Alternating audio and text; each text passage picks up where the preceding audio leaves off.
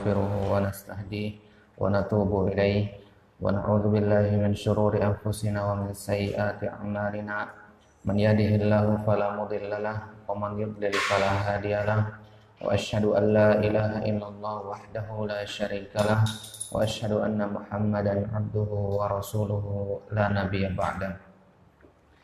نواصل درسنا وقراءتنا وما زلنا في شرح ثلاثة الأصول لفضيلة الشيخ محمد بن صالح العثيمين رحمه الله تعالى.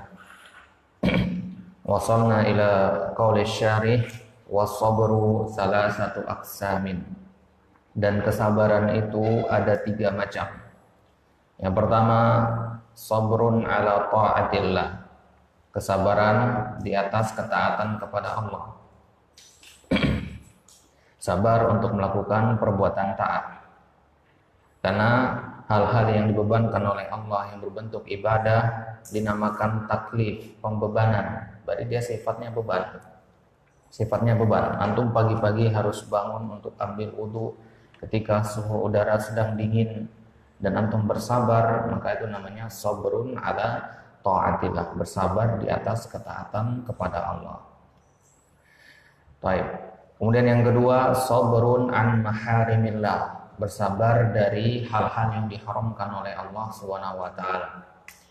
Ketika kita mampu untuk melakukan hal-hal yang diharamkan tapi kita menahan diri untuk tidak melakukannya, maka itulah yang dinamakan sabrun an maharimillah, kesabaran untuk menahan diri dari melakukan hal-hal yang diharamkan oleh Allah Subhanahu wa taala.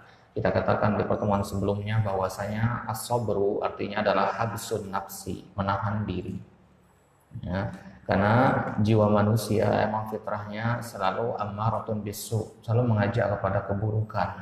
Maka ketika kita bisa menahan diri ini untuk tidak melakukan keburukan, padahal kita mampu untuk melakukannya, kesabaran yang seperti itu dinamakan sabrun an maharimillah. Kemudian jenis yang ketiga, sabrun ala aqdarillah allati yajriha imma mimma la kasaba lil ibadi fihi wa imma mimma yajrihi Allahu ala aidi ba'dil ibadi minal idza'i wal i'tida. Yang ketiga, bersabar atas takdir Allah Subhanahu wa taala. Bersabar atas ketetapan yang Allah takdirkan kepada kita. Imma mimma la kasaba lil ibadi fi, entah dalam hal-hal yang manusia tidak mampu untuk merubahnya, wa imma mimma yajrihi Allahu ala aidi ba'dil ibad minal idza'i wal i'tida, atau kesabaran atas takdir yang berupa gangguan dari orang-orang yang memusuhi dakwah, ya, dari idza, gangguan, atau i'tida, atau permusuhan yang Allah tetapkan dilakukan oleh orang-orang kepada kita. Ketika antum berdakwah nanti, antum akan menemui banyak sekali cobaan. Entah cobaan itu datang dari diri antum sendiri atau datang dari orang lain. Ketika cobaan itu datang dari orang lain, entah berbentuk cacian, makian, atau bahkan gangguan fisik, kemudian antum bersabar atas hal tersebut, maka kesabaran di situ termasuk juga dalam jenis bersabar atas takdir-takdir dari Allah Subhanahu wa taala. Itu 3 jenis sabar. Kemudian Syekh Muhammad bin Abdul Wahhab rahimahullah mengatakan di sini wad dalilu qauluhu ta'ala, dan dalilnya adalah firman Allah Subhanahu wa taala wal asri, surat Al-Asr. Perkataan beliau wad dalil dan dalil, maksudnya dalil apa di sini?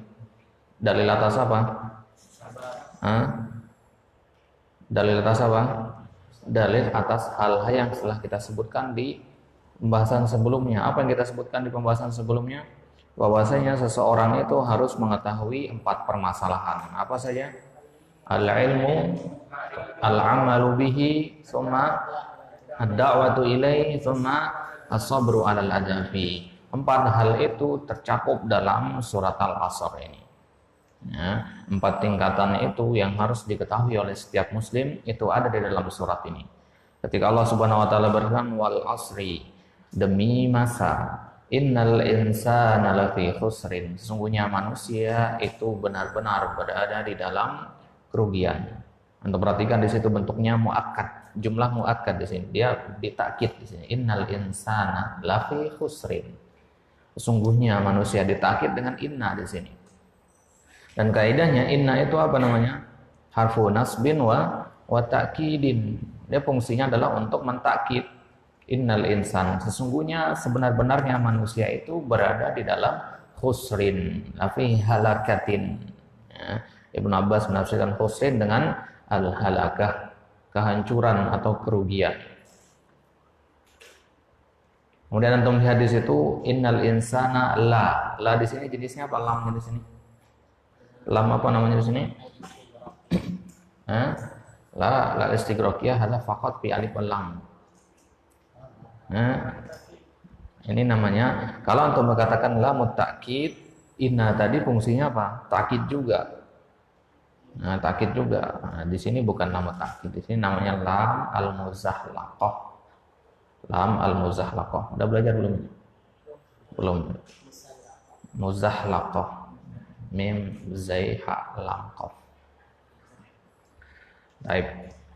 Intinya kalau ada inna dan dia takkid kemudian datang setelahnya lam, maka lam itu namanya lam muzahlaqah. Innal insana lafi khusrin, sungguhnya manusia itu benar-benar berada di dalam kerugian.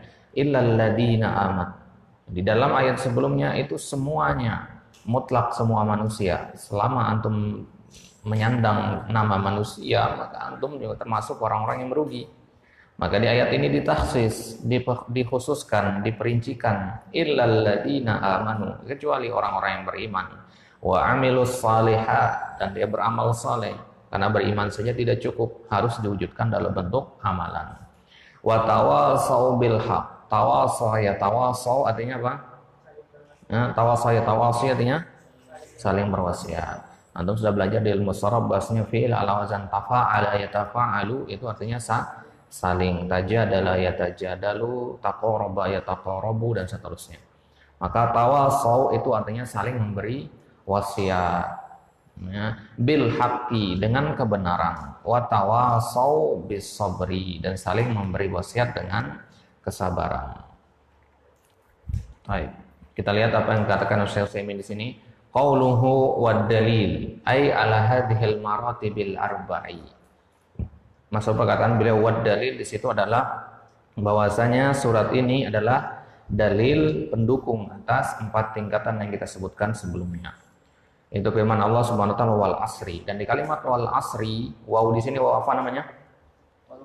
Wawul qasam untuk bersumpah, wal asri dan demi masa. Dan di sini para ulama memiliki beberapa penafsiran terhadap kalimat al asr ini. Yang pertama, al asr diartikan oleh jumhur al mufassirin di antaranya Ibnu Abbas mengartikan al asr dengan ad-dahr. Mana ad-dahr? Masa, zaman. Nah, ini adalah pengertian yang disepakati oleh jumhur. Wal asri bimana wad-dahri. Kemudian ada yang menafsirkan wal asar dengan waktu salatil asri, waktu salat asar, lebih khusus. Kalau mengatakan ad-dahr itu bisa masa kapanpun, waktu kapanpun, luas cakupannya. Sekarang, besok atau telah lampau, itu semua termasuk ad-dahr. Tapi kalau untuk mengatakan waktu salatil asri, maka hanya terbatas pada waktu tertentu saja dari ketika dikumandangkannya adzan salat asar. Nah, karena salat asar itu penting sekali. Wa hafidhu 'alas salawati was salatil wusta.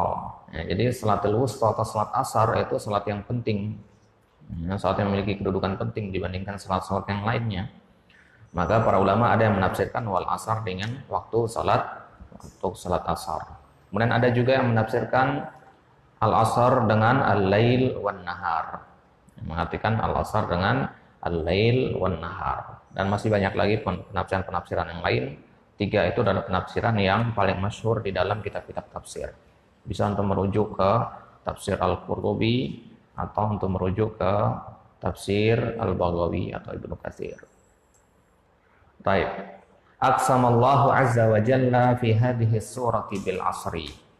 Di dalam surat ini Allah Subhanahu wa taala bersumpah dengan al-asr, dengan zaman, dengan masa. Alladzi huwa dahru. Yang mana al-asr di sini tidak ditafsirkan oleh Syekh Utsaimin dengan ad-dahru. Ini pendapatnya siapa tadi? Ibnu Abbas. Berarti Syekh Utsaimin di sini mengambil pendapat jumhur. Wa huwa mahallul hawaditsi min khairin wa syarrin. Apa pentingnya kok Allah Subhanahu wa taala bersumpah dengan masa? Karena masa itu adalah mahallul hawadits, tempat, mahal artinya tempat. Al hawadits, tempat terjadinya peristiwa-peristiwa. Min khairin wa syarrin. Entah peristiwa itu peristiwa yang baik atau peristiwa yang buruk. Karena kaidahnya tidaklah Allah Subhanahu wa taala bersumpah dengan sesuatu dari makhluk-makhluknya kecuali itu menunjukkan atas kedudukan atau nilai penting dari makhluknya tersebut. Allah bersumpah dengan benda-benda langit, misalkan wasyamsi wadduhaha. Allah bersumpah dengan buah-buahan, wattini wazzaitun. Itu menunjukkan benda-benda tersebut, makhluk-makhluk tersebut adalah makhluk yang mempunyai kedudukan yang tinggi, manfaat yang besar. Ya, maka ketika Allah bersumpah dengan wal asr, berarti al asr ini memiliki fungsi yang besar, kedudukan yang mulia. Kenapa? Karena al asr adalah tempat terjadinya peristiwa-peristiwa, entah baik ataupun buruk. Dan Allah Subhanahu wa taala boleh bersumpah dengan apapun dari makhluknya. Akan tapi manusia boleh atau tidak bersumpah dengan selain Allah? Tidak boleh. Tidak boleh seorang manusia bersumpah dengan sesuatu selain Allah. Nah, baik. Fa aqsamallahu azza wa jalla bihi ala anna al-insana kullal insani fi khusrin illa man ittasafa bihadhihi as-sifatil arba'. Maka kemudian Allah bersumpah dengan al-asr untuk apa? Untuk mempertegas bahwasanya manusia itu kullal insan, semua manusia fi khusrin, berada di dalam kerugian. Illa man ittasafa bihadhihi sifatil arba', kecuali mereka yang bersifat dengan 4 sifat ini. Yang pertama al-iman. Dari mana kita ambil dari ayat tadi? Illal ladzina amanu, itu berarti harus beriman. Berarti kalau kita beriman, insya Allah tidak termasuk orang yang merugi. Wal amalis saleh, yang diambil dari kata wa amilu as-salihat, beramal dengan amalan yang saleh. Kemudian yang ketiga wattawasi bil haq, dan yang keempat wattawasi bis sabar, diambil dari kata watawasau bil haqqi watawasau bis sabri. Baik, maka jika ada pada diri seorang muslim 4 sifat ini, maka dia bukan termasuk orang yang merugi. Ya, manusia ini semuanya merugi kata Allah dari awal sampai akhir kecuali orang-orang yang memiliki 4 sifat ini. Kemudian qala Ibnu Qayyim rahimahullah, yang berkaitan dengan permasalahan ini, Ibnu Qayyim rahimahullah menyebutkan di dalam kitab beliau, jihadun nafsi arba'u maratiba. Jihadun nafs, ya. Jihadnya jiwa itu ada 4 tingkatannya. Ihdaha, yang pertama, an yujahidaha ala ta'allumil huda wa dinil haqqil ladzi la falaha laha wa la sa'adata fi ma'asyiha wa ma'adiha illa bihi.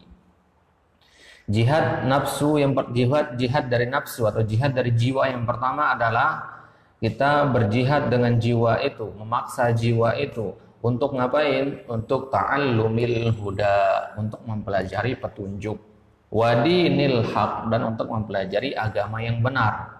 Alladzi la falaha laha, yang mana agama yang benar itu tidak akan ada, tidak akan mendapatkan kemenangan, dan tidak akan mendapatkan kebahagiaan kecuali orang-orang yang mempelajarinya. Yang dimaksud dengan dinul haq di sini adalah agama yang benar. Maksudnya agama yang benar bagaimana? Agama yang kebahagiaan kita itu tergantung kepadanya. Nah, kita tidak akan bahagia, jiwa itu tidak akan bahagia kecuali dengan mengenal agama yang hak ini. Maka ketika kita memaksa jiwa kita untuk mempelajari agama yang benar, maka disitulah kita sedang berjihad sebenarnya. Itulah kenapa kita katakan antum, ya, para santri, para talibul ilmi adalah orang-orang yang berjihad di jalan Allah. Nah, berjihad di sini maksudnya apa? Jihadun nafs di situ. Antum berjihad untuk melawan hawa nafsu. Nah, di umur-umur sekarang ini, ketika anak-anak muda seusia antum di luaran sana sedang melakukan hal-hal yang sia-sia, malah antum memaksa diri antum untuk menghadiri majelis-majelis ilmu, untuk menghadiri pelajaran-pelajaran, untuk membaca kitab mutolaah perkataan-perkataan para ulama, menghafalkan ayat-ayat dan hadis-hadis.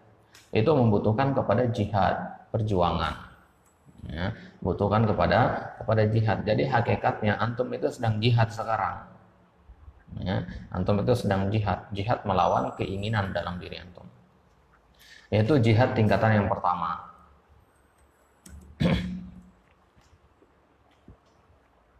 Kemudian tingkatan yang kedua, an yujahidaha 'alal 'amali bihi ba'da ilmihi. Yaitu berjihad dengan jiwa, berjihad melawan hawa nafsu untuk beramal dengan ilmu yang telah kita pelajari tadi. Nah, setelah antum mengetahui ilmu agama yang benar, maka kita berjihad untuk mengamalkannya. Antum mengetahui perkara-perkara yang benar, nah, maka antum akan menemui kesulitan selanjutnya untuk mengamalkan perkara-perkara tersebut. Apa yang antum ketahui dari agama yang benar itu butuh kepada jihad untuk bisa mengamalkannya dengan tepat. Kemudian yang ketiga, an yujahidaha 'ala da'wati ilaihi wa ta'limihi man la ya'lamuhu. Jihad yang ketiga yaitu kita berjihad dengan hawa nafsu, dengan jiwa kita memaksanya untuk berdakwah, untuk mengajak orang kepadanya, wa ta'limihi, mengajarkannya kepada man la ya'lamuhu, kepada orang yang tidak memiliki ilmu tentang hal tersebut.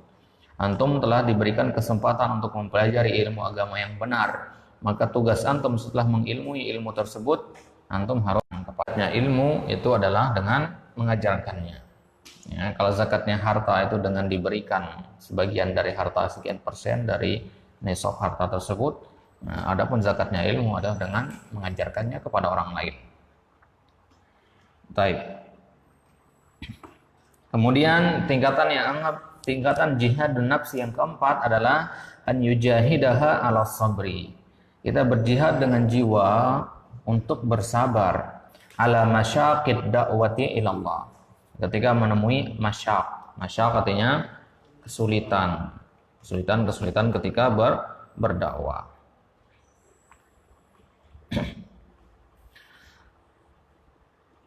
Wa adzal khalqi wa yatahammalu dzalika kullahu lillah. Ya, pasti kan tidak dapat yang kesulitan dalam berdakwah, dan adza al khalq, gangguan dari manusia. Wa yatahammal dzalika kullahu, dan kita hendaknya menanggung hal tersebut, menahan hal tersebut semuanya. Tahammala yatahammalu artinya menahan atau menanggung. Fa idza istakmala hadhil maratib al arba' sara minar rabbaniyin.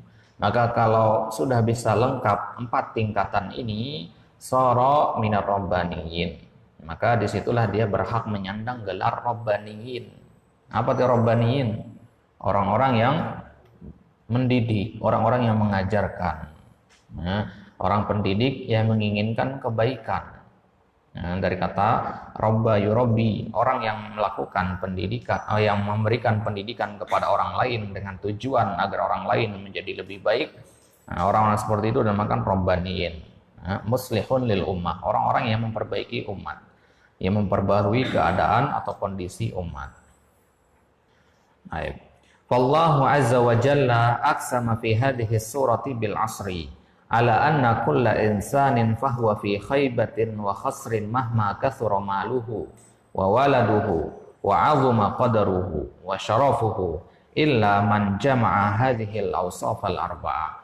Maka Allah di dalam surat ini bersumpah dengan al-asr, bahwasanya setiap manusia seluruhnya berada di dalam khaybah, berada di dalam kerugian, ya. Wa khusar juga artinya kerugian. Mahma kasura maluhu wa waladuhu, betapapun banyak hartanya, betapapun banyak anaknya. Wa azuma qadruhu, betapapun mulia kedudukannya. Wa syarafuhu, ya, dan derajatnya. Illa man jama'a hadhil awsaf al-arba'ah, kecuali orang yang mengumpulkan 4 sifat yang kita sebutkan tadi. Perinciannya sifat yang pertama adalah al-iman tadi. Ahaduha al-iman. Apa yang dimaksud al-iman di sini? Wa yashmulu kullama yuqarribu ila Allah ta'ala min i'tiqadin sahihin wa ilmin nafi'. Dan iman di sini mencakup segala hal yang mendekatkan kita kepada Allah Subhanahu wa taala. Ma yuqarribu ila Allah, yang mendekatkan kita kepada Allah. Min i'tiqadin sahih, entah dia berbentuk keyakinan yang benar, wa ilmin nafi', atau ilmu yang bermanfaat. Ya, karena kita katakan ilmu yang bermanfaat itu yang seperti apa? Yaitu ilmu yang bisa mendekatkan kita kepada Allah Subhanahu wa taala. Atau dikatakan sebagian salaf, ilmu yang bisa menumbuhkan rasa takut. Itu yang dimaksud al-iman di sini. Orang-orang yang kecuali orang-orang yang beriman, maksudnya orang yang memiliki keyakinan yang benar, memiliki ilmu yang bermanfaat. Karena kalau kita katakan al-iman, di situ maksudnya adalah apa? Keyakinan hati. Ya, al-iman itu adalah keyakinan hati. Kalau al-Islam itu adalah perbuatan zahir. Salat, puasa, zakat itu perbuatan zahir, itu Islam. Kemudian al-iman itu keyakinan yang tertanam di dalam hati. Ya. Al-iman lughatan apa? Pengertian iman secara bahasa? At-tasdiq. Iman secara bahasa pengertian adalah at-tasdiq, pembenaran. Yang namanya pembenaran itu dengan lisan atau dengan hati dulu? Dengan hati dulu. Maka al-iman lughatan itu berarti maknanya adalah af'alul qulub, perbuatan hati. Kemudian yang kedua, yang dalam ayat tadi, setelah beriman tidak cukup sampai situ. Yang kedua, kita harus al-amalus saleh, beramal dengan amalan yang saleh. Amalan yang saleh itu pengertiannya apa? Kullu qaulin aw fi'lin yuqarribu ila Allah bi an yakuna fa'iluhu lillahi mukhlishan wa li Muhammadin sallallahu alaihi wasallam muttabi'an. Apa yang dimaksud dengan amal soleh? Sering kita dengar istilah beramal dengan amalan yang soleh. Amal yang soleh itu seperti apa sebenarnya? Amalan soleh adalah setiap perkataan ataupun perbuatan yang mendekatkan kita kepada Allah Subhanahu wa taala dan pelakunya ikhlas kepada Allah Subhanahu wa taala dan mengikuti ajaran Nabi Muhammad sallallahu alaihi wasallam. Nah, maka kita katakan bahwasanya syarat diterimanya ibadah itu ada berapa? Ada dua, al-ikhlas wal mutaba'ah. Al-ikhlas wal mutaba'ah ini harus ada pada amal itu agar bisa dikatakan sebagai amal yang saleh. Amal saleh tidak dikatakan amal saleh kecuali kalau dia tersedia di dalamnya dua rukun tadi, al-ikhlas wal mutaba'ah. Berarti kalau kita mengatakan al-amalus saleh itu perkataan atau tindakan dengan anggota badan, ucapan lisan atau perbuatan anggota badan. Yang mana yang termasuk al-amalus saleh itu? Dua-duanya. Itulah kenapa saya di sini menggunakan ayat di sini menggunakan al-amal. Kenapa nggak dikatakan al-fi'il? Karena fi'il itu bagian dari amal. Ya, sebagaimana kita bahas di pertemuan pertama kemarin bahwasanya perbuatan hamba itu kan dibagi menjadi tiga. A'malul qulub, a'malun nuqiyah, dan a'malul jawari. Perbuatan hati, perbuatan lisan, dan perbuatan anggota badan. Ya, perbuatan anggota badan dan perbuatan lisan itu termasuk dalam penamaan al-amal. Paham maksudnya? Nah, jadi ketika kita mengatakan al-amalus saleh itu maksudnya ucapan dengan lisan yang baik atau tindakan dengan tangan dan kaki yang baik. Gitu ya. Jadi jangan diartikan al-amal itu sebatas gerakan dengan tangan, gerakan dengan anggota badan, tidak. Amal itu juga mencakup ucapan lisan. Paham maksudnya ya? Baik. Kemudian yang ketiga, at-tawasi bil haq. Apa yang maksud dengan saling menasihati dengan kebenaran? Wa huwa at-tawasi ala fi'lil khair wal hasi alaih wat targhib fi. Jadi maksud dengan saling berwasiat dengan kebenaran itu adalah kita berwasiat kepada orang lain untuk melakukan fi'lil khair, melakukan perbuatan yang baik. Wal hasi alai, menganjurkannya untuk melakukan perbuatan baik. Wat targhib fi, dan kita mengajaknya, membujuknya untuk melakukan perbuatan tersebut. Berarti al-haq di sini ya, saling mewasiatkan untuk melakukan perbuatan baik maksudnya. Al-haq di sini artinya adalah fi'lul khair, perbuatan baik. Ada 5 atau 6 kalau tidak salah penafsiran para ulama seputar masalah al-haq di sini. Al-haq itu maksudnya apa? Nah, di sini Syekh Utsaimin mengambil salah satunya, mengatakan bahwasanya al-haq di situ adalah fi'lul khair, perbuatan baik. Maka ketika antum melihat teman antum melakukan hal-hal yang dilarang, kemudian antum nasihatkan dia untuk kembali kepada hal yang benar, maka di situ antum sedang tawasi bil haq. Baik. Kemudian setelah tawasi bil haq, yang selanjutnya, sifat selanjutnya yang harus dimiliki oleh seorang manusia agar dia tidak termasuk orang yang merugi adalah at-tawasi bis sabri, saling berwasiat dengan kesabaran. Karena kita katakan kemarin bahwasanya kesabaran itu adalah senjata pamungkas seorang muslim. Senjata paling kuat yang dimiliki oleh seorang muslim selain salat itu adalah kesabaran. Wasta'inu bis sabri was shalah. Minta tolonglah kepada Allah dengan salat, dengan kesabaran. Baik. Jadi at-tawasi bis sabri, saling mewasiatkan dengan kesabaran, maksudnya apa? Bi an yusiya ba'duhum ba'dha bis sabri ala fi'li awamirillah ta'ala wa tarki maharimillah wa tahammuli aqdarillah. Maksudnya saling menasihati dengan kesabaran. Itu tadi kita katakan sabar itu ada berapa tadi? Sabar tadi ada berapa? Ada 3. Yang pertama apa? As-sabr ala ta'atillah, kemudian as-sabr ala an maharimillah, kemudian as-sabr ala aqdarillah. Nah, 3 jenis kesabaran inilah yang kita anjurkan orang kepadanya. Kita saling menasihati, ya. Kita saling menasihati orang. Ada teman antum yang terkena musibah, antum nasihati dia untuk tetap bersabar. Nah, itu juga termasuk dalam at-tawasi bis sabr. Ketika ada teman antum menemukan kesulitan dalam dakwahnya, ya, dia tidak diterima oleh orang-orang dakwahnya, misalkan antum nasihati agar dia tidak putus asa, itu juga termasuk at-tawasi bis sabar.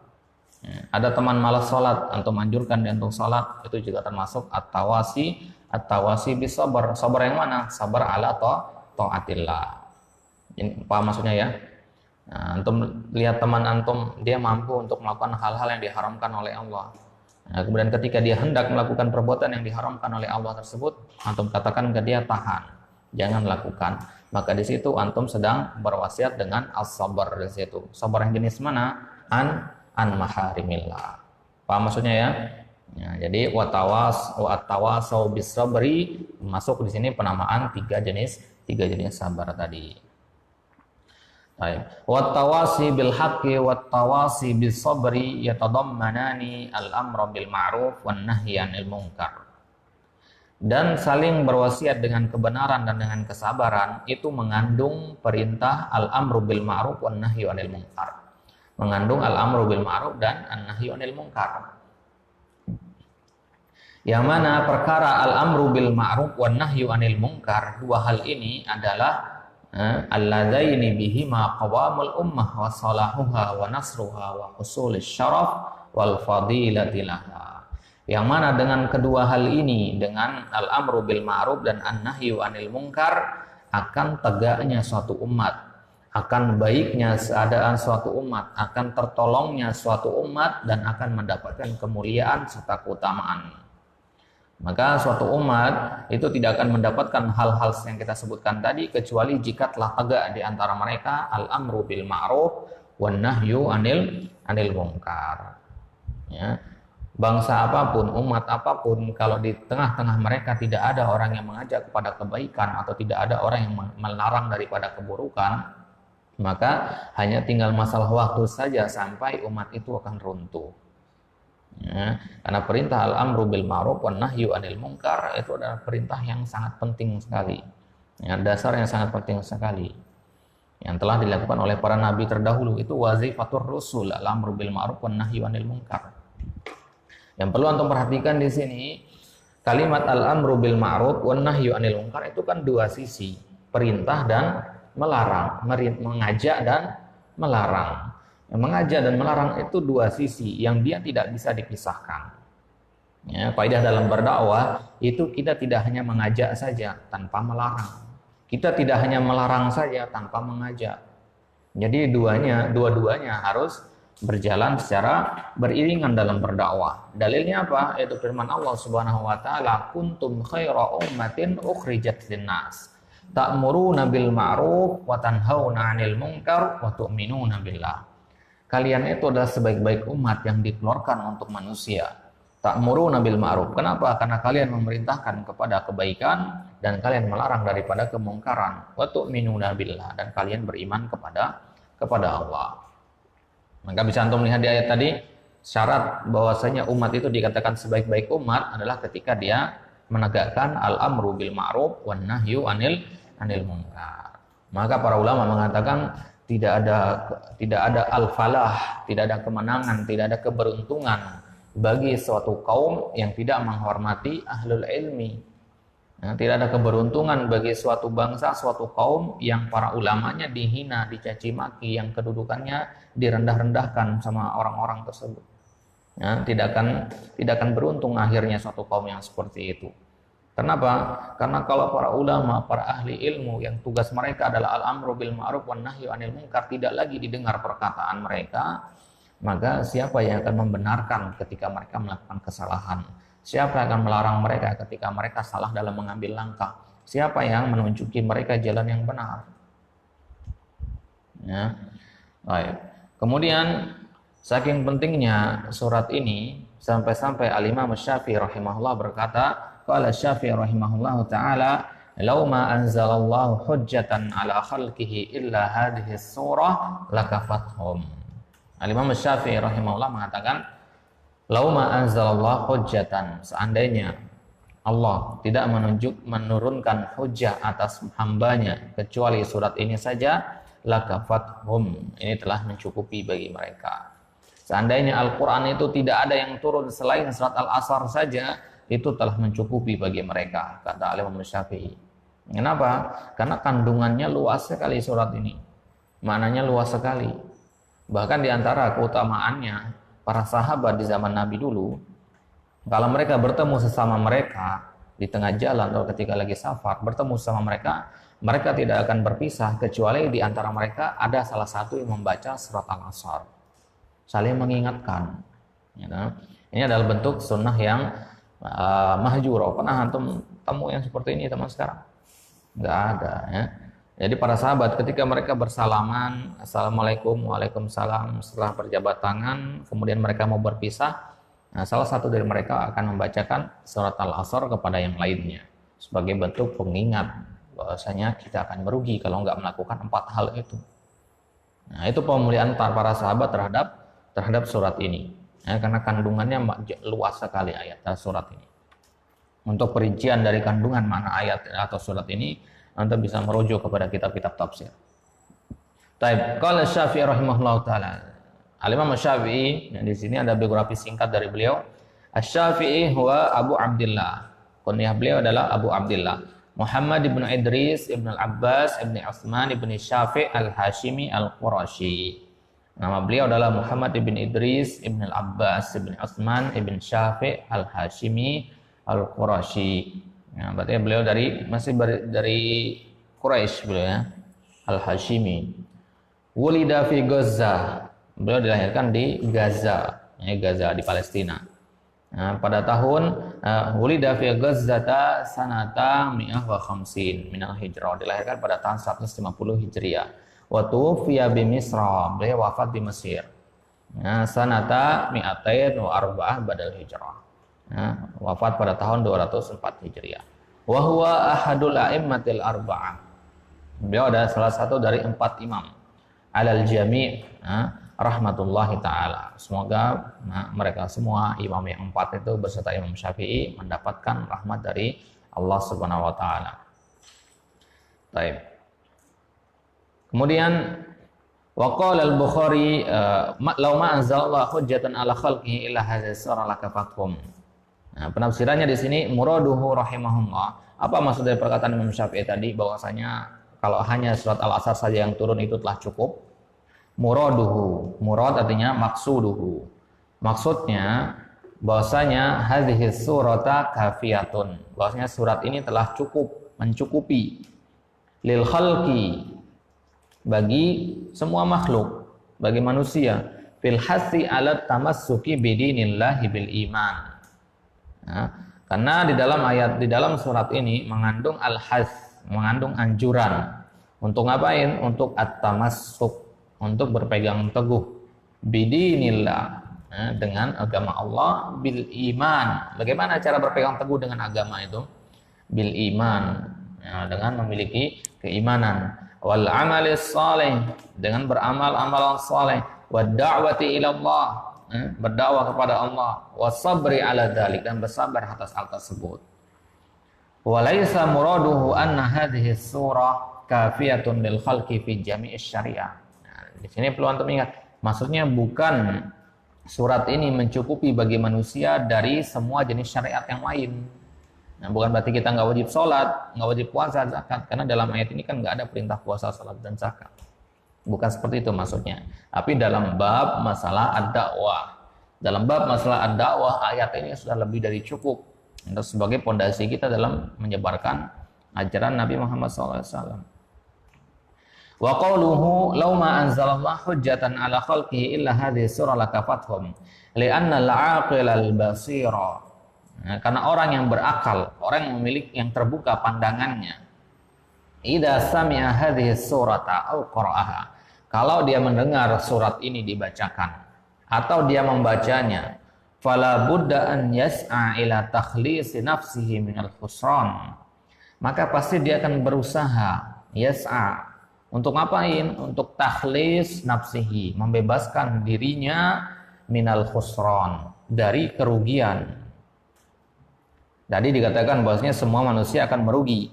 Maka kalau orang yang cerdas di sini akan berpikir, nah bagaimana caranya sekarang agar saya tidak termasuk orang yang merugi ini?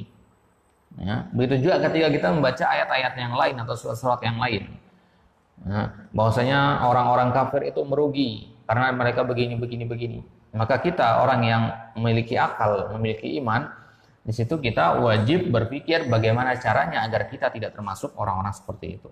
Di dalam Al-Quran Allah Subhanahu Wa Taala kisahkan bagaimana keadaan orang-orang ashabun nar, para penghuni neraka. Bagaimana kisah kejadian dari kaum-kaum terdahulu ketika mereka membangkang perintah Nabi mereka. Nah, dikisahkan oleh Allah, tujuannya apa? Tujuannya agar kita berpikir dalam hati bahwasanya bagaimana caranya agar saya tidak termasuk seperti orang-orang tersebut. Kita katakan kaum Samud, kenapa mereka diazab? Kaum Ad, kenapa mereka diazab oleh Allah? Karena mereka membangkang perintah utusan Allah kepada mereka. Maka sekarang agar kita tidak termasuk golongan yang dihilangkan, golongan yang diazab seperti halnya kaum Samud dan kaum Ad, nah kita wajib melakukan hal-hal yang bertentangan, yang berlawanan dengan yang dilakukan oleh mereka. Kita lihat Fir'aun diazab, ditenggelamkan. Nah, Fir'aunnya di zaman Nabi Musa ditenggelamkan. Nah, dari situ kita tahu berarti kita jangan bersikap seperti sikapnya Fir'aun. Ya, dikasih kita contoh sama Allah agar kita tidak terjatuh kepada hal-hal yang seperti itu, dan itu hanya bisa dipahami oleh orang yang al-aqil al-basir, orang yang masih sehat akalnya dan masih memiliki pandangan yang terbuka. Baik. Maka sekarang ketika orang yang cerdas, orang yang berakal melihat atau membaca ayat ini, dia mengatakan bahwasanya semua manusia itu merugi, tentu dia akan berusaha untuk melepaskan diri dari kerugian tersebut. Bagaimana caranya? Wadzalika bittisafihi bihadhihi sifatil arba', yaitu dengan menghias dirinya dengan 4 sifat ini, yaitu al-iman wal amalis saleh wat tawasi bil haq wat tawasi bis sabar. Kemudian Syekh Muhammad Ibn Abdul Wahhab rahimahullah mengatakan di lanjutannya, wa qala al-Bukhari rahimahullah, dan al-Imam al-Bukhari rahimahullah mengatakan babul ilmi qabla al-qawli wal amal. Siapa al-Imam al-Bukhari? Al-Bukhari huwa Abu Abdullah Muhammad ibn Ismail ibni Ibrahim ibn al-Mughirah al-Bukhari. Beliau adalah Abu Abdullah, kunyah beliau adalah Abu Abdullah. Nama asli beliau adalah Muhammad ibn Ismail ibn Ibrahim ibn al-Mughirah ibn al-Barzizbah al-Bukhari. Wulida bi Bukhara. Beliau dilahirkan di suatu daerah namanya Bukhara. Nah, maka dinamakan Bukhari, nisbat kepada daerah tempat lahirnya. Dilahirkan pada bulan Syawal sanata arba wa tis'ina wa mi'ah. Dilahirkan pada tahun di bulan Syawal pada tahun 94 194 Hijriah. Wa nasya'a yatiman fi hijri walidatihi. Beliau tumbuh sebagai seorang anak yatim di pengasuhan ibunya. Ya. Jadi bapaknya wafat ketika beliau masih kecil. Wa tuwfiya rahimahullah fi Khartanka, baldatun ala farsakhain min Samarqanda. Beliau wafat rahimahullah di satu daerah namanya Khartanka. Ya. Khartanka itulah suatu negeri berjarak 2 farsakh. Berjarak 2 farsakh dari Samarkand. As-Samarkand. Ya. Lailata Aidil Fitri. Samarkanda itu nama daerah. Lailata Aidil Fitri. Beliau wafat pada malam Idul Fitri sana sita wa khamsina wa mi'atain, pada tahun 256. Pada tahun 256. Baik. Al-Imam Al-Bukhari mengatakan babul ilmi qabla al-qauli wal amal. Perkataan beliau ini dalam kitab apa di sini? Di mana beliau mengatakan babul ilmi qabla al-qauli wal amal ini? Dalam Sahih Bukhari. Dalam Sahih Bukhari kan hadis-hadis Nabi itu disusun berdasarkan bab-babnya di situ. Bab ini gitu. Ya. Dalam Sahih Bukhari itu tidak ditaruh begitu saja hadis-hadis Nabi, tapi dikelompokkan berdasarkan tema atau maudhu pembahasannya. Maka ada satu bab yang disusun oleh Al-Imam Al-Bukhari, judulnya adalah Al-Ilmu Qabla Al-Qaul wal Amal. Pentingnya kita berilmu sebelum berkata ataupun berbuat. Dan dalil yang dipakai oleh Imam Bukhari di situ adalah firman Allah Subhanahu wa taala, fa'lam annahu la ilaha illallah wastaghfir li dzambik. Fabada'a bil ilmi qabla al-qauli wal amali. Maka beliau dimulai dengan al-ilm qabla al-qaul wal amal. Ilmu dulu baru berkata ataupun baru berbuat. Antum melihat, perhatikan ayat itu baik-baik. Fa'lam, maka ketahuilah annahu la ilaha illallah wastaghfir li dzambik. Fa'lam itu berilmu, berarti kita diperintahkan untuk berilmu. Fa'lam karena dia fi'il amr dari kata alima ya'lamu. Annahu la ilaha illallah, bahwasanya tidak ada ilah yang berhak disembah dengan penyembahan yang benar selain Allah Subhanahu wa taala. Berarti di sini i'tiqad, keyakinan hati. Maka sebelum kita punya keyakinan la ilaha illallah, harus punya ilmu dulu, agar keyakinan itu dibangun di atas dasar ilmu. Baru kemudian wastaghfir li dzambik, dan beristighfarlah, minta ampunlah atas dosa-dosamu. Minta ampunlah kepada Allah atas dosa-dosa yang telah engkau perbuat. Nah, kalau kita minta ampun itu perbuatan atau perkataan? Perbuatan. Ya, itu perbuatan. Berarti sebelum kita minta ampun, kita harus punya apa dulu? Harus punya keyakinan, harus punya ilmu dulu. Nanti maksudnya ya. Maka dari situ bisa kita ambil al-ilmu qoblal qaul wal amal. Al-ilmu qoblal qaul bimana qaul la ilaha illallah, wal amal bimana al-istighfar minadz dzunub. Nah, al-ilmu qabla kalimat tauhid wa qabla al-istighfar minadz dzunub. Hadza huwa ma'na fabada'a bil ilmi. Maka di dalam ayat ini fabada'a fi'il madi. Nah, dhamir huwanya kembali ke mana di sini? Ya, kepada lafzul jalalah. Ya. Dan Allah Subhanahu wa taala memulai di dalam ayat ini dengan al-ilmu qablal qaul wal amal, sebelum perkataan dan sebelum perbuatan. Baik, kita lihat bagaimana syarahnya Syekh Utsaimin di sini. Istadalla al-Bukhari rahimahullahu bihadhil ayati ala wujubil bada'ah bil ilmi qablal qauli wal amal. Al-Imam Al-Bukhari beristidlal, berdalil atas wajibnya memulai dengan al-ilm qablal qauli wal amal. Wa hadza dalilun asariyun. Ini dalil yang sifatnya asari. Jangan kebalik, beramal baru berilmu. Berilmu dulu. Nah, maka kita dapati ada orang-orang yang sudah pernah terjun ke dunia perbid'ahan, ya, pakar dalam masalah bid'ah. Maksudnya dia sering melakukan perbuatan-perbuatan bid'ah. Itu karena dia melakukannya tanpa dasar ilmu. Maka kemudian setelah dia mengetahui dalilnya bahwasanya perbuatan itu ternyata perbuatan bid'ah, sulit bagi dia untuk meninggalkan. Kenapa? Karena tahapannya kebalik, dia beramal dulu baru berilmu. Gitu ya. Nah, jadi kebalik dia. Tapi kalau ada orang dia berilmu dulu, dia mempelajari dulu ilmunya apa, baru dia mengamalkan perbuatan tersebut, maka di situ perbuatannya telah kokoh di situ. Nah, tidak akan gampang goyah, tidak, insya Allah akan gampang istiqomahnya. Tapi kalau berilmunya belakangan, maka akan sulit untuk meninggalkan kebiasaan. Orang-orang ahli bidah yang di kampung-kampung itu yang antum dakwahi itu, mereka sulit meninggalkan bidah itu bukan serta-merta karena mereka belum mendapatkan hidayah. Di atas semua itu mereka belum mendapatkan hidayah, tapi juga karena mereka sudah terbiasa untuk melakukannya. Jadi rutinitas gitu. Ya, karena mereka dari lahir sudah bersentuhan dengan hal-hal yang seperti itu. Ya, mereka anggap itu bagian dari ajaran agama karena mereka mendapatkan dari warisan nenek moyang. Ya, karena mereka berpikir nggak mungkin perbuatan ini salah. Ya, karena kakek nenek moyang kita dulu juga melakukannya. Dalilnya seperti itu. Ya, padahal itu sudah dibantah sendiri dalam ayat oleh Allah Subhanahu Wa Taala. Ya, bahwasanya kita melakukan suatu perbuatan tidak boleh ya, hanya mendasarkan berdalil kepada perbuatan orang-orang yang terdahulu. Dalil itu adalah Al-Quran dan Sunnah. Jika perbuatan itu meskipun dilakukan sampai berabad-abad tapi bertentangan dengan Al-Quran dan Sunnah, maka kita harus jumawa, harus lapang dada untuk melepaskan perbuatan tersebut. Taib. Wa hunaka dalilun aqliyun nazari. Ada juga dalil akli nazari. Dalil akli maksudnya secara logika kita melihatnya. Karena dalil itu ada dua, ada dalil syar'i dan dalil akli. Dalil syar'i itu ya berbentuk ayat dan hadis. Kalau dalil akli itu yang berbentuk logika, hasil istilahnya, hasil kita menganalisis fenomena atau hasil kita menganalisis ayat-ayat dan Al-Quran, ayat-ayat dan hadis-hadis Nabi. Wa hunaka dalilun aqliyun nadhariyun yadullu ala anna al-ilma qabla al-qawli wal amali. Ada dalil logika yang menunjukkan bahwasanya ilmu itu emang harus lebih dahulu ada sebelum adanya perkataan ataupun perbuatan. Wa dzalika li anna al-qawla awil amala la yakunu sahihan maqbulan hatta yakuna ala wifqa syariah.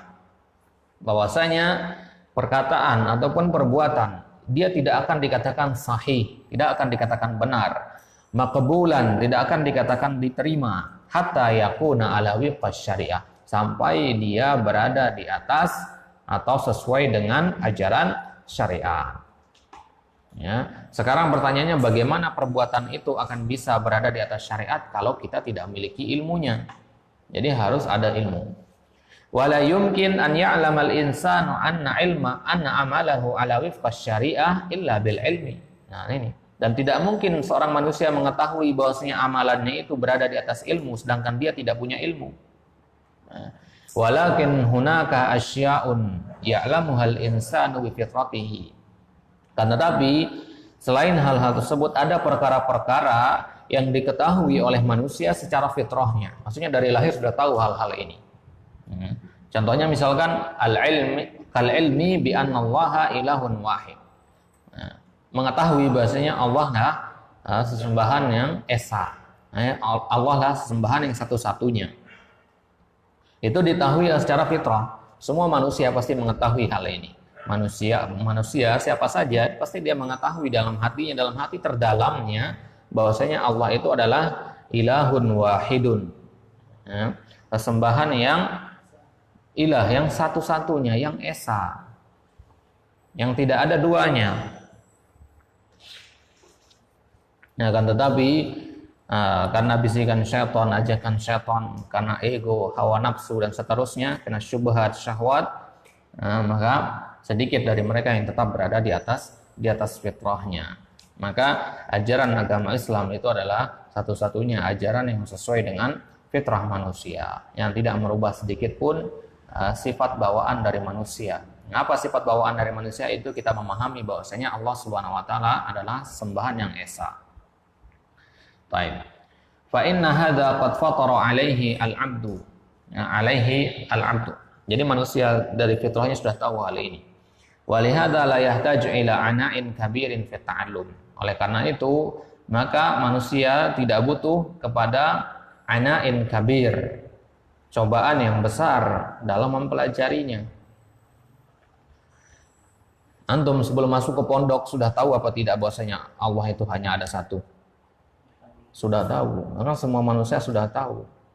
Ya, jadi walaupun antum belum tahu dan ingin tahu, itu tidak butuh kepada tidak perlu antum bongkar-bongkar kitab, mutolaah, tanya sana sini untuk bisa mengetahuinya. Karena apa? Karena itu sudah tertanam di dalam fitrah. Fitrah manusia sudah menyatakan seperti itu. Jadi tidak perlu kita bongkar-bongkar kitab, baca perkataan para ulama untuk bisa mengetahui hal tersebut. Gitu ya. Tidak perlu mengetahui menemui anain kabir, gangguan atau cobaan yang besar dalam mempelajarinya. Kapan kita akan mendapati gangguan dalam menuntut ilmu, dalam mempelajari sesuatu? Ada ketika kita mempelajari al-masail al-juz'iyatul muntasyirah. Itu perkara-perkara yang juz'iyah, yang sifatnya cabang, yang muntasyirah, yang menyebar. Ya. Kita mempelajari masalah al-asma'ul husna. Ada berapa nama-nama Allah dan bagaimana akidah Ahlussunnah dalam terhadap masalah tersebut. Hal-hal yang seperti itu sebelum masuk mahat antum nggak tahu hal seperti itu. Apa saja nama-nama Allah yang husna, maknanya apa saja, konsekuensinya bagaimana, penerapan dalam kehidupan sehari-hari seperti apa, antum tidak tahu hal yang seperti itu. Butuh kepada ijtihad yang besar untuk bisa mengetahuinya. Butuh kepada kesabaran untuk mempelajarinya dengan membuka kitab-kitab para ulama, dengan bertanya, dengan menghafal dan seterusnya. Ya, itu karena permasalahan yang juz'iyah, permasalahan yang parsial, permasalahan yang cabang. Wahiyallati tahtaj ila ta'allumin wa takrisi juhudin. Permasalahan seperti itulah yang butuh untuk dipelajari dan butuh untuk benar-benar kita bersungguh-sungguh dalam mempelajarinya. Baik, itu adalah muqaddimah bagian yang pertama. Ya, itu adalah muqaddimah. Sampai sini itu adalah muqaddimah dari Syekh Muhammad Ibn Abdul Wahhab dan itu dikatakan oleh Syekh Utsaimin sebagai muqaddimah bagian yang pertama. Kemudian kita akan masuk ke muqaddimah bagian kedua, dimulai dari kata i'lam rahimakallah. Di pertemuan di awal kemarin kita katakan bahwasanya ada perbedaan antara penyebutan nama kitab ini, Al-Usul Ats-Tsalatsah dengan Thalatsatul Usul. Masih ingat bedanya di mana? Apa bedanya Al-Usul Ats-Tsalatsah dengan Thalatsatul Usul? Kalau Al-Usul Ats-Tsalatsah itu versi ringkasnya buat anak-anak, buat orang mubtadiin, versi ringkas dari Thalatsatul Usul. Adapun yang kita pelajari ini usul salasah atau Thalatsatul Usul? Thalatsatul Usul. Nah, kan tapi masyhur di kalangan orang-orang kan apa? Usul salasah. Nah, begitu di kalangan antum gitu kan. Antum mengatakan usul salasah lebih sering. Jarang ada yang mengatakan Thalatsatul Usul. Padahal yang versi lebih lengkap itu adalah Thalatsatul Usul. Apa bedanya yang versi lebih lengkap dengan yang ringkasan? Kalau yang versi lebih lengkap ini dia diawali dengan kalimat yang kita baca tadi. Ada muqaddimah bagian pertamanya. I'lam rahimakallah annahu yajibu alaina ta'allumu arba masail. Itu muqaddimah yang pertama. Itu hanya ada di Thalatsatul Usul. Kalau Al-Usul Ats-Tsalatsah dia mulainya dari muqaddimah yang kedua ini. I'lam rahimakallah annahu yajibu ala kulli muslim wa muslimatin. Apa maksudnya ya? Ini nanti antum beli matan. Nah, kalau antum lihat matannya itu kok awalannya ini i'lam rahimakallah annahu yajibu alaina ta'allum. Kalau yajibu alaina ta'allum, itu berarti matan usul salasah yang antum beli. Tapi kalau antum buka matannya ternyata diawali dengan i'lam rahimakallah annahu yajibu ala kulli muslim wa muslimatin, berarti itu matan Thalatsatul Usul, versi lebih lengkapnya. Yang di maktutatnya, yang di manuskripnya itu berjumlah 10 lembar. Nah, jadi tulisan tangan asli dari Syekh Muhammad bin Abdul Wahhab atau tulisan salinan dari para murid beliau itu berjumlah 10 lembar tulisan aslinya. Baik, sebelum kita lanjut ada pertanyaan sampai sini? Ada yang kurang jelas mufradatnya? Kata-kata di kitab tadi?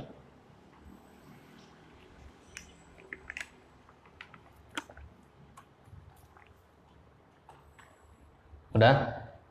Baik, kita lanjut. I'lam rahimakallah. Ketahuilah, semoga Allah merahmatimu. Ini sudah kita bahas apa syarah rahimakallah kemarin. Annahu yajibu ala kulli muslim wa muslimatin. Bahwasanya wajib atas setiap muslim dan muslimah, laki-laki ataupun perempuan, ta'alluma salasi hadhil masail, untuk mengetahui, untuk mengilmui 3 permasalahan ini. Wal amalu bihinna, dan mengamalkan 3 masalah ini. Al-ula annallaha khalaqana. Perkara yang pertama yang harus kita ketahui bahwasanya Allah yang telah menciptakan kita. Wa dalilu dzalika a'ni annallaha khalaqana sam'iyyun wa aqliyun. Dan apa dalilnya bahwasanya Allah yang telah menciptakan kita? Dalilnya dalil sam'i dan dalil aqli. Apa dalil sam'i? Amma sam'iyyu fakatsirun. Adapun dalil sam'i, maksudnya dalil sam'i itu ada dalil dari Al-Quran. Ya, dari Al-Quran, langsung dari ayat-ayat Al-Quran. Di antaranya adalah firman Allah Subhanahu wa taala dalam surat Al-An'am, "Huwallazi khalaqakum min tin." Nah, dialah yang menciptakan kalian dari tin, dari tanah liat. Summa qada ajala. Kemudian Allah menetapkan bagi kalian ajala, waktu batasan. Wa ajalum musamman indahu, dan ajal itu terbatas, ya, telah termaktub di sisinya. Summa antum tamtarun. Wa qauluhu wa laqad khalaqnakum tsumma sawwarnakum. Di surat Al-A'raf Allah Subhanahu wa taala berfirman wa laqad khalaqnakum, dan telah kami ciptakan kalian, itu syahidnya. Wa qauluhu ta'ala wa laqad khalaqnal insana min salsalin min hama'in masnun. Wa laqad khalaqnal insana, telah kami ciptakan manusia. Wa qauluhu wa min ayatihi an khalaqakum min turabin tsumma idza antum basyarun tamtashirun. Di ayat yang lain Allah katakan wa min ayatihi an khalaqakum, bahwasanya Allah yang telah menciptakan kalian. Kemudian ayat selanjutnya khalaqal insana min salsalin kal fakhar. Ayat selanjutnya Allahu khaliqu kulli syai'. Ayat selanjutnya wallahu khalaqakum wa ma ta'malun. Allah terakhir wa ma khalaqtul jinna wal insa illa liya'budun. Ila ghairi dzalika minal ayat. Banyak sekali ayat-ayat yang sifatnya sam'i, yang mana itu menegaskan bahwasanya Allah lah yang telah menciptakan kita, bukan yang lainnya. Dan ini adalah suatu yang fitrah apa bukan ini? Suatu pengetahuan yang seperti ini pengetahuan fitrah apa bukan? Nah, Allah yang menciptakan kita itu pengetahuan fitrah apa bukan? Fitrah. Ini adalah pengetahuan yang fitrah. Hanya saja ada orang yang mengingkarinya, ada orang yang tidak mau mengakui fitrah tersebut. Akhirnya dia mengambil jalan yang salah. Gitu ya.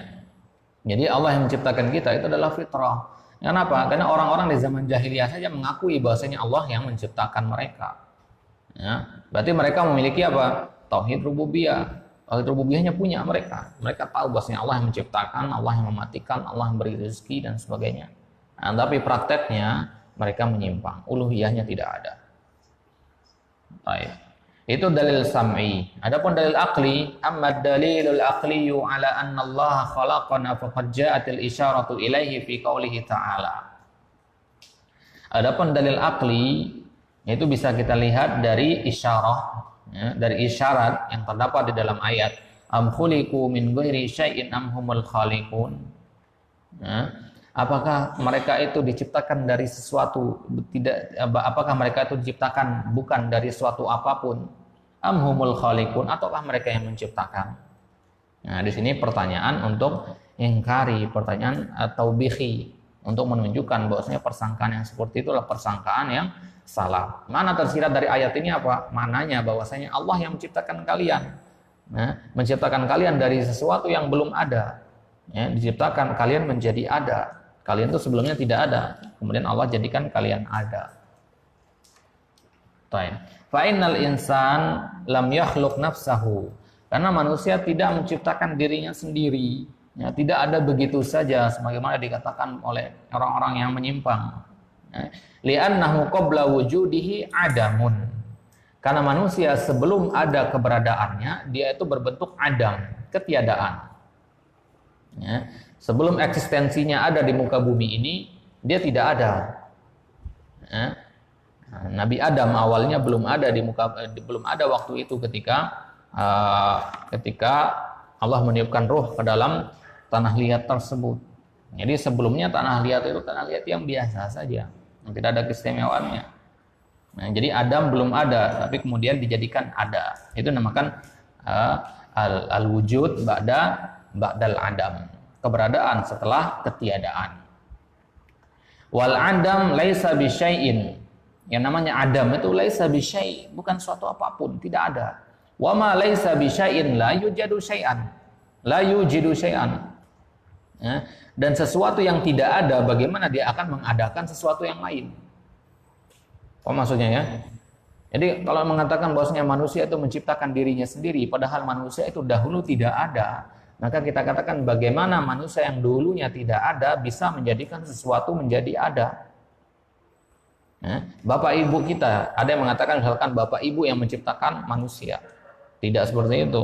Karena bapak dan ibu itu sebelumnya tidak ada. Jadi bagaimana sesuatu yang sebelumnya tidak ada menciptakan sesuatu dari tidak ada menjadi ada? Nah, ini tidak masuk akal. Walam yakhluqhu abuhu wala ummuhu wala ahadun minal khalq. Bukan ibu atau bapak yang menciptakan, bukan juga seorang pun dari manusia. Walam yakun liyati sadfatan biduni mujid. Dan tidak mungkin juga manusia itu datang secara tiba-tiba tanpa adanya yang menciptakannya. Tidak mungkin ada sesuatu tiba-tiba ada tanpa ada penciptanya. Nah, tidak mungkin. Alam yang sedemikian sempurna ini tidak mungkin ada begitu saja. Ya, sebagaimana dikatakan oleh orang-orang ateis, alam ini terjadi begitu saja tanpa ada yang menciptakan. Tidak mungkin alam yang sedemikian teliti, ya, matahari terbit dan terbenamnya tidak pernah telat. Sesuatu yang sangat di luar nalar manusia, maka tidak mungkin hal yang seperti itu terjadi secara tiba-tiba. Ya. Baik. Lianna kulla haditsin la budda lahu min muhditsin. Karena setiap perbuatan, setiap sesuatu yang ada itu pasti ada sesuatu yang menciptakannya, apapun itu. Ya, apapun itu. Ya, bangunan, rumah, kan tidak mungkin tiba-tiba ada rumah itu, pasti ada yang menciptakannya, pasti ada yang membuatnya. Nah, apalagi manusia.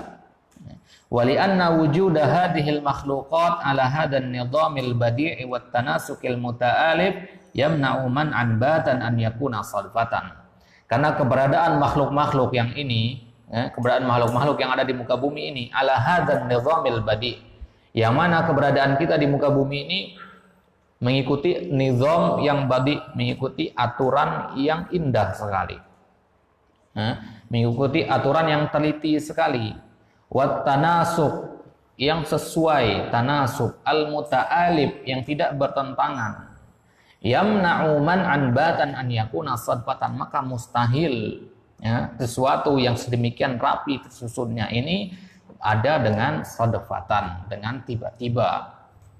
Ya, tidak mungkin ada dengan tiba-tiba sesuatu yang sedemikian rumit ini. Kita antum melihat ada HP sedemikian canggihnya, misalkan fiturnya banyak, ya, HP yang bagus sekali, misalkan tidak mungkin kita katakan HP itu ada begitu saja. Ya, tidak mungkin, pasti ada yang membuatnya. Maka manusia yang diciptakan oleh Allah ala ahsanit taqwim, dengan sebaik-baik bentuk, itu tidak mungkin tidak ada yang menciptakannya, pasti ada yang menciptakannya. Nah, idil mawjudu sadfatan laisa ala nidhamin fi asli wujudihi fa kaifa yakunu muntazaman hala baqaihi wa tatawwurihi wa ta'ayyana bihadza an yakuna al-khaliqu huwa Allah wahdah. Maka kesimpulannya bahwasanya hanya Allah lah sebagai pencipta di sini. Fala khaliqa wala amira illallah. Tidak ada yang bisa menciptakan atau memerintah kecuali Allah Subhanahu wa taala. Dan sebagaimana Allah Subhanahu wa taala berfirman, ala lahul khalqu wal amru. Dalam surat Al-A'raf Allah mengatakan, ala, ketahuilah, lahul khalqu, baginya penciptaan, wal amru, dan pengurusan. Bahwasanya menciptakan manusia dan mengurus manusia itu semua adalah hak prerogatif dari Allah Subhanahu wa taala. Hak yang tidak bisa digugat, itu adalah hak mutlak dari Allah Subhanahu wa taala. Walam yu'lam anna ahadan minal khalqi ankara rububiyatallahi subhanahu wa ta'ala. Dan tidak pernah kita ketahui ada satupun dari manusia yang mengingkari rububiyahnya Allah Subhanahu wa taala illa ala wajhil mukabarah, kecuali dari sisi mukabarah. Mukabarah itu artinya menyombongkan diri, kama hasala min Fir'aun, sebagaimana terjadi di kisahnya Fir'aun. Nah, jadi semua manusia itu tidak ada yang mengingkari rububiyahnya Allah kecuali orang-orang yang semisal seperti Fir'aun ini, orang yang sudah kelebihan sombongnya.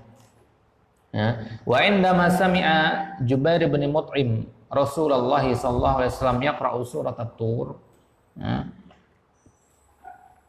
Rasulullah ya. Tatkala Jubair ibn Mut'im mendengar Rasulullah sallallahu alaihi wasallam yaqra' surat At-Tur, membaca surat Tur, ya, jadi Jubair bin Mut'im itu diam-diam mendengar Nabi baca Al-Quran. Ya, sampailah Nabi membaca surat At-Tur, am khuliqu min ghairi syai'in am humul khaliqun am khalaqus samawati wal ardi bal la yuqinun am indahum khazainu rabbika am humul musaytirun. Wa kana Jubair bin Mut'im yauma idzin musyrikan. Waktu itu Jubair bin Mut'im sengaja memata-matai Nabi untuk mendengar kata-kata apa saja yang dibaca oleh Nabi. Waktu itu dia masih musyrik. Dia musyrik.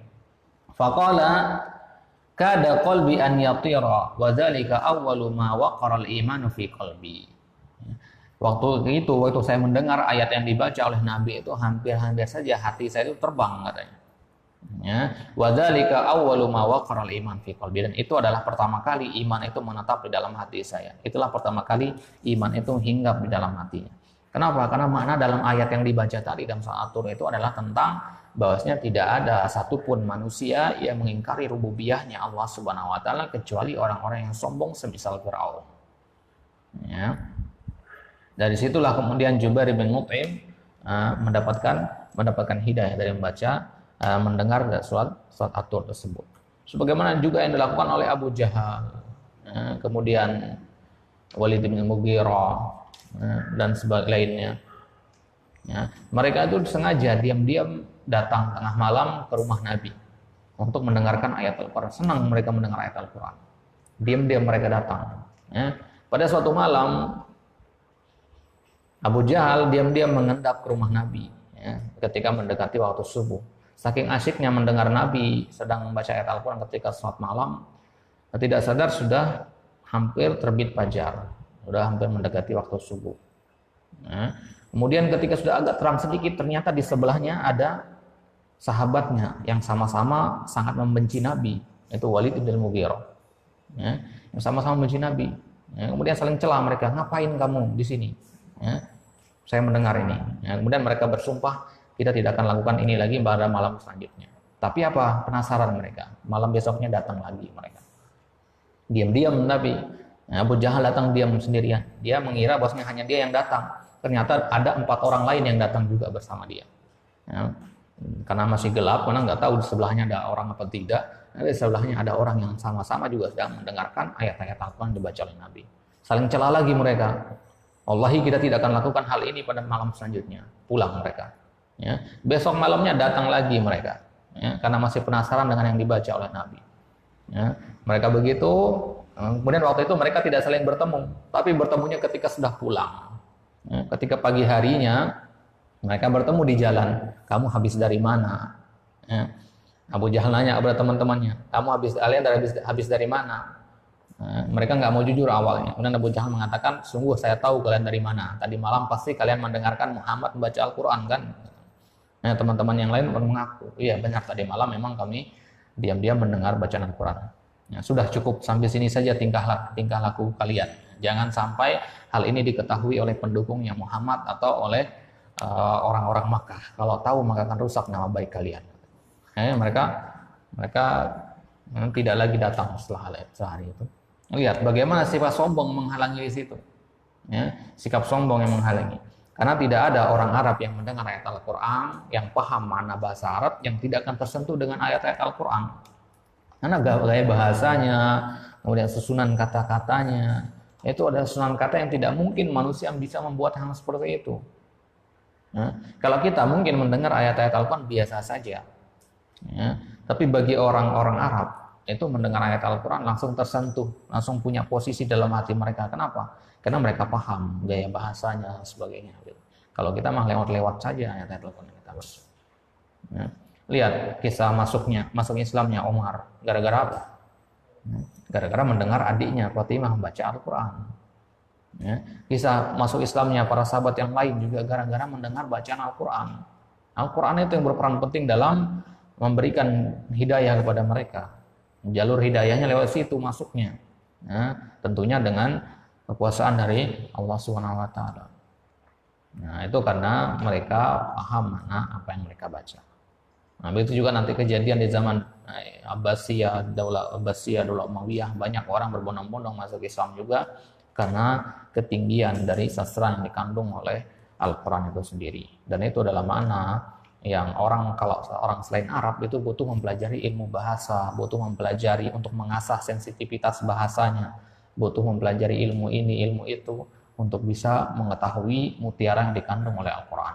Tapi orang Arab secara lahirnya mereka sudah tahu makna yang dikandung oleh Al-Quran tersebut. Baik.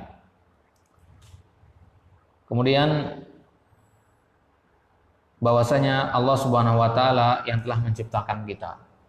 Itu yang harus kita ketahui. Wa razaqana, dan Allah juga yang telah memberi rezeki kepada kita.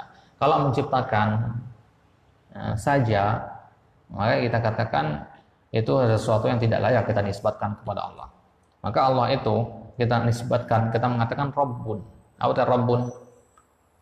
Rabb artinya apa?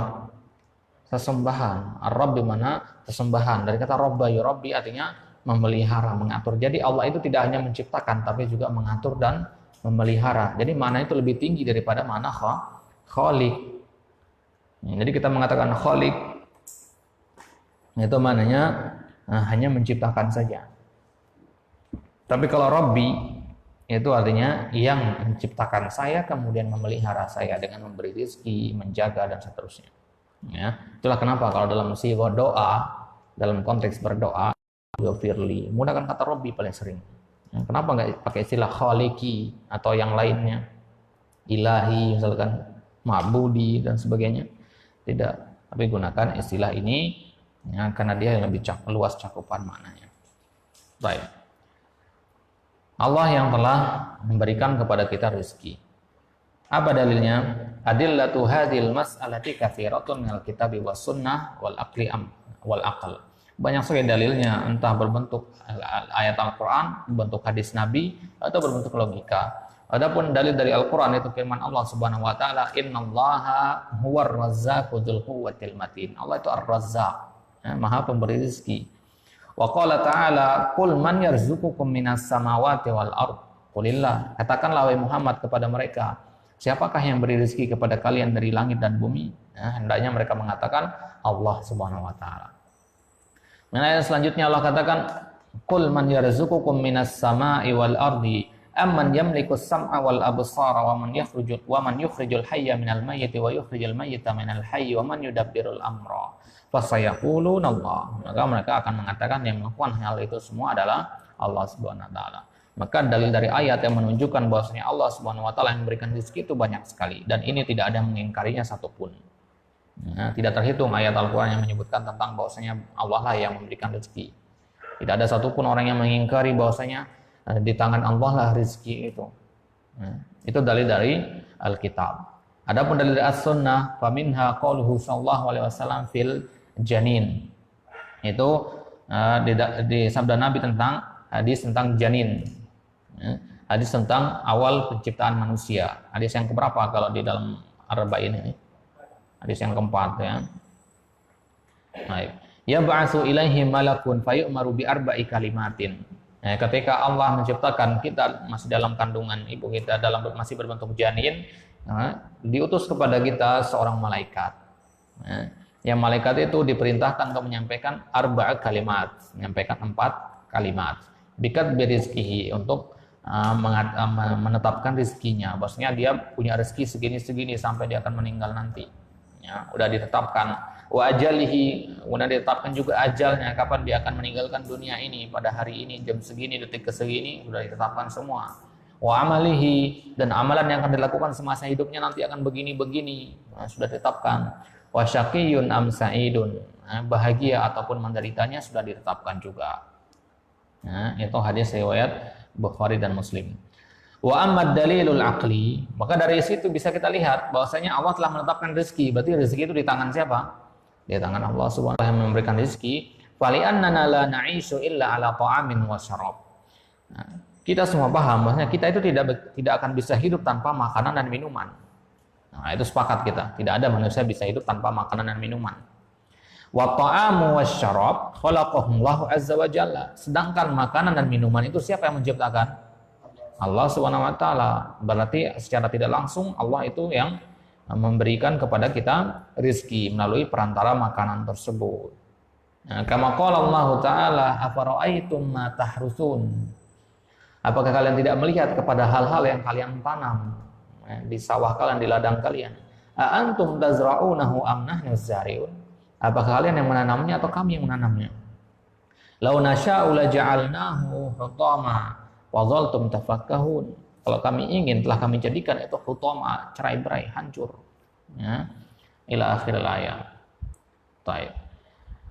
Fa fi hadhil ayati bayanun. Maka di dalam ayat-ayat tadi ada penjelasan inna rizqana ta'aman wa syaraban, bahwasanya rezeki kita entah berbentuk makanan ataupun minuman min indillahi azza wa jalla, berasal dari sisi Allah Subhanahu wa taala. Baik. Itu dalil dari Al-Qur'an, dalil dari sunnah, dan dari secara logika. Baik, kita coba sampai sini. Ada pertanyaan sebelum kita tutup?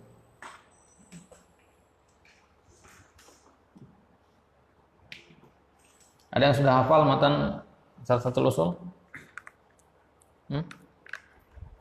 Di Mutun Thalibul Ilmi ada kan?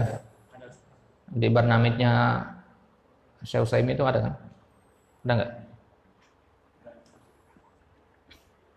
Ya, dihafalkan matan ini, matan yang penting sekali, matan yang mendasar dalam mempelajari ilmu akidah. Ya, jadi kalau para ulama ditanya kitab apa yang bagus untuk pemula dalam mempelajari akidah, ya kitab ini yang pertama kali mereka sebutkan. Nah, bukan kitab tauhid, ya. Kitab tauhid itu lebih kompleks dibandingkan ini. Ini adalah kitab yang ringkas, ya. Kitab yang ringkas dan dia mencakup banyak permasalahan juga, tapi dengan tema uluhiyah, fokusnya di tauhid uluhiyah, gitu ya. Nah, kalau kitab tauhid di situ mencakup 3 jenis tauhid itu. Nah, kalau di sini di Usul Salasah itu hanya mencakup tauhid uluhiyah saja. Nah, kemudian setelah matan Usul Salasah itu yang penting untuk dipelajari matan apa saja yang berkaitan dengan akidah. Nah, yang dikenal dengan 3 serangkai. Ada 2 lagi saudara kitab ini yang ditulis oleh Syekh Muhammad Ibn Abdul Wahhab juga. Kashfus Syubhat dan Fawaidul Arba'. Ya, 3 kitab ini adalah kitab yang dikenal dengan nama 3 serangkai dalam ilmu akidah. Nah, tiga kitab ini saling melengkapi satu sama lainnya. Usul Salasah, Qawaidul Arba' dan Kashfus Syubhat. Dan mulai dari Usul Salasah dulu, baru Qawaidul Arba', baru Kashfus Syubhat. Nah, biasanya kalau sudah kita berilmu, udah paham Usul Salasah antum, udah punya Qawaidul Arba'nya, nah, akan muncul syubhat. Nah, di situ kita bantah dengan Kashfus Syubhat. Itu maksudnya ya. Jadi bantahan-bantahan kepada orang-orang ahli syirik, bantahan kepada ahli bid'ah, itu akan banyak kita dapati di dalam syarah Kashfus Syubhat. Adapun dalam Usul Salasah atau Qawaidul Arba' itu sedikit. Baik. Tidak ada pertanyaan? Betul? Kalau Qawaidul Arba' itu dia lebih fokus ke tauhid. Kalau Qawaidul Arba' itu apa istilahnya? Bukan tauhid juga ya. Tauhid juga ada, cuman dikatakan sesuai dengan namanya kaidah. Yang namanya kaidah itu dasar. 4 pondasi dasar gitu. Mirip dengan Usul Salasah. Kalau Usul Salasah kita katakan dia fokusnya di uluhiyah tadi kan. Uluhiyah. Nah, lihat di sini kita mulai dari rububiyah nanti masuk ke uluhiyah dia. Adapun Qawaidul Arba' itu secara umum dia enggak mencakup satu jenis tauhid gitu. Nah, bagaimana akidah kita secara umum, sebagaimana kita itu kalau ahlu sunnah seperti apa akidah kita yang sebenarnya. Ya, jadi tidak bisa kita tentukan dia membahasnya tauhid saja atau tidak. Enggak, semua. Dia secara umum, jauh lebih umum dia. Kita katakan Qawaidul Arba' itu adalah kaidah-kaidah dalam berakidah, gitu istilah. Kaidah-kaidah dalam berkeyakinan gitu. Kalau ini kaidah-kaidah dalam beramal gitu. Itu bedanya di situ. Usul Salasah itu kaidah-kaidah dalam beramal, Qawaidul Arba' itu kaidah-kaidah dasar-dasar dalam berkeyakinan. Bagaimana agar lurus keyakinan kita itu? Nah, maka Syekh Muhammad Ibn Abdul Wahhab menetapkan 4 itu berdasarkan dari Al-Quran dan Sunnah. Ada 4 kaidah yang penting diketahui oleh setiap muslim. Baik. Baiklah. Ada pertanyaan lagi? Mas? Baik, sudah cukup sampai di sini. Natafi bihadzal qadar wa nastatim bi du'ai kafaratil majlis. Subhanakallahumma bihamdik asyhadu an la ilaha illa anta astaghfiruka wa atubu ilaik. Wassalamualaikum warahmatullahi wabarakatuh. Azan jam berapa? 12 lewat 8 ya. Baik, fadal.